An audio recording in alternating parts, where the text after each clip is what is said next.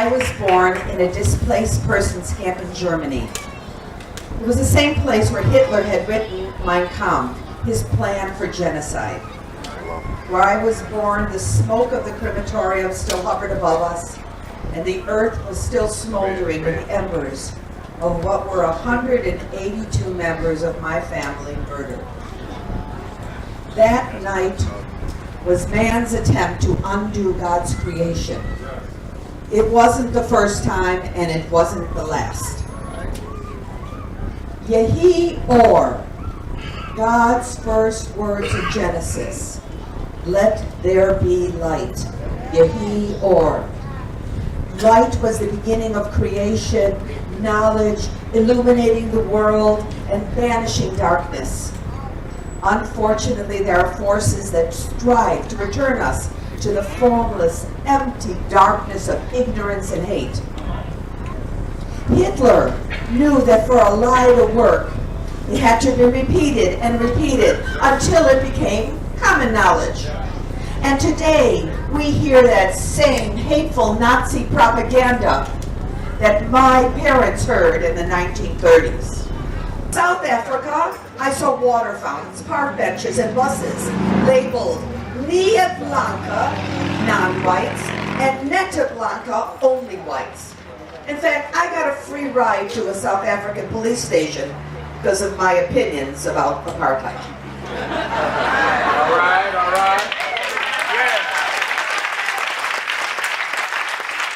Apartheid is not Israel. All right. Where Arab representatives have been in the Israeli Knesset, the Congress, since it started in 1949. Apartheid is not Israel, where there are 5 official Arab parties. Apartheid is not Israel, where Christians, Jews, Muslims, and Druze and Baha'is can all worship freely. Apartheid is not Israel, where 20% of the student body and 10% of the faculty are Arabs. Apartheid is not Israel, where the recent Miss Israel is Ethiopian. Apartheid is not Israel, where Salim Juban, an Arab member of the Supreme Court, an Arab Muslim member of the Supreme Court, sentenced the former Jewish president of Israel to jail. To separate Jews from their lives and from their land, it serves to say they have no claim to either. And they say now that Israel has no claim and Jews have no claim to Israel. Well, in that case, we can all throw out our Bibles. Yeah. Right. Jews are the indigenous people of the land. We've been there for over 3,000 years. Jerusalem is, was, always has been, always will be the capital of only one people, Israel. You can't stick a shovel in the ground in Israel without coming up with an artifact that has Hebrew writing on it.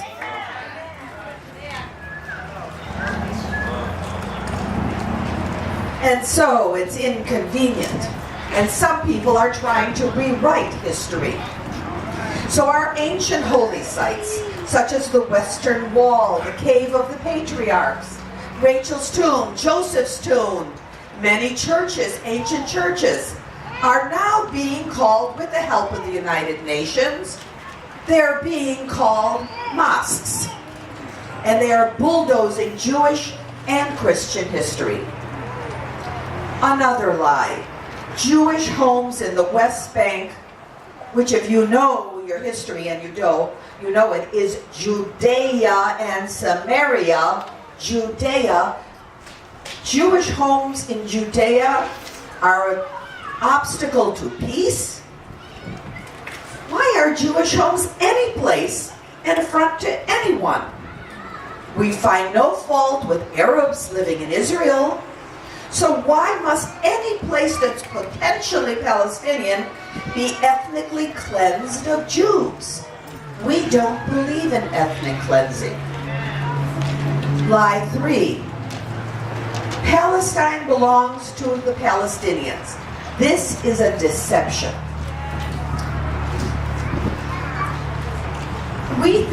People think that we don't know that Israel when it was conquered by the Romans, who were really annoyed at the Israelites for putting such a fight up, renamed the land Philistia after the Philistines.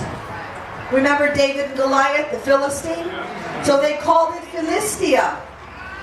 And that's what it was called.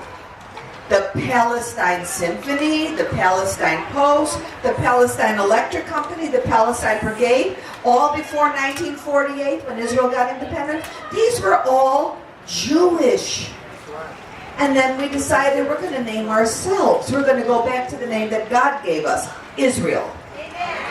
And so prior to 1967, there are no news headlines ever referring to Arabs as Palestinians. Lie 4, Israel doesn't want peace.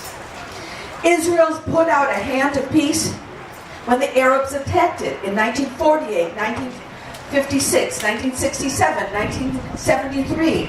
Israel was the victor of those wars. They made concessions to the perpetrators.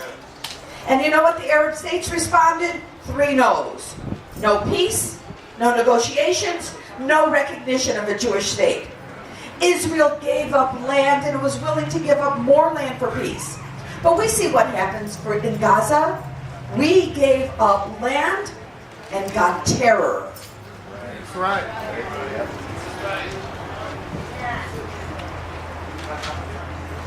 If you want to know who the obstacle to peace are, read the Hamas Charter. I have a table back there with all kinds of books, including the Hamas Charter. We read it in their own words what they say. One of many, many dozens of quotes, they say, Israel will exist and will continue to exist until Islam will obliterate it. That's their words, not mine. Lie 5, it's a Jewish problem. As much as the enemies of Jews in Israel would have us believe that this is a Jewish problem, it's not. The haters of Israel call Israel the little Satan, and the U.S. the big Satan. We here are in the crosshairs, and it was pretty clear in the Boston bombings, in Fort Hood, and 9/11. Just as the Holocaust started as a final solution to the Jewish problem and quickly escalated to embroil the whole world, so today the anti-Israel frenzy has metastasized. It's a cancer, and it's including the whole world, and an attack on Christians. Christians are fleeing Muslim-controlled lands as they face unprecedented persecution, arrests, and violence. And it's not just sporadic violence of mobs going on Christmas killing sprees, but it's policy. Last week, the Grand Mufti of Saudi Arabia called for the destruction of all churches in the region. And as we speak, churches are burning.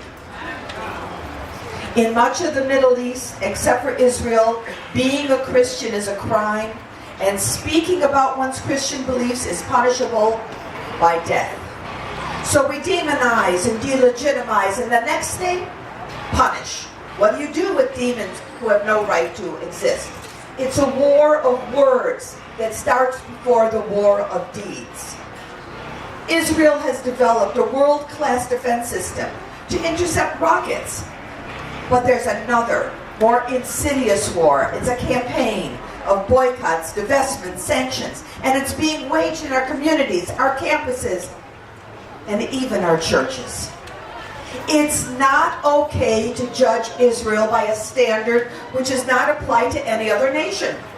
And anyone who advocates treating one people and one nation differently than others is committing an act of prejudice. Let's shed some light on those lies. I've come to ask for your help. I need you, each of you, every day, with everyone you meet, to light a candle in the darkness. Light a candle. Learn the truth about Israel. In the tent next to us, I brought tons of materials. They're yours, free to take. And please feel free to ask me for more. Light a candle. Share your knowledge. Teach your friends, your neighbors, your congregants, your family about Israel. Every time you confront a lie about Israel, you light a candle. Stand with us when we challenge the boycott, divestment, and sanctions, the bullies on our campuses. Our Jewish students need to walk side by side with Christian students on campus to stand with Israel and stand for the truth. Keep in touch so that we can share information. I'm coming back to the beginning. Why did God create light? Surely He could see in the darkness. Isaiah tells us, I've called the Lord you in righteousness, and will hold your hand and will keep you, and will give you for a covenant of the people, for a light unto nations, to open blind eyes. Open your eyes. God's light is the antidote to darkness and despairs. Light a candle in the darkness. It's up to us together, unified, resolute, to make sure that the light unto nations is never extinguished. Thank you.